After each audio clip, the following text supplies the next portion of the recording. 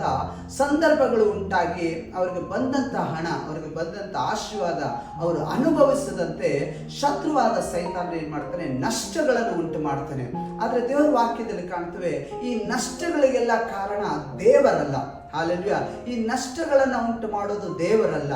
ದೇವರು ಯಾವಾಗಲೂ ಆತನು ನಮಗೆ ಪ್ರೊಟೆಕ್ಷನ್ ಅನ್ನ ಕೊಡ್ತಾನೆ, ಆತನು ನಮ್ಮನ್ನ ರಕ್ಷಿಸ್ತಾನೆ, ಆತನು ನಮ್ಮನ್ನ ಸುರಕ್ಷಿತವಾಗಿ ಕಾಪಾಡ್ತಾನೆ. ನಮಗೆ ಯಾವಾಗ ನಷ್ಟಗಳು ಉಂಟಾಗುತ್ತೋ ನಾವಲ್ಲಿ ಒಂದು ಕಾರ್ಯ ಅರ್ಥ ಮಾಡ್ಕೊಳ್ಬೇಕು, ಇದರಿಂದ ಕ್ರಿಯೆ ಮಾಡೋದು ಶತ್ರುವಾದಂಥ ಸೈತಾನನಾಗಿರ್ತಾನೆ.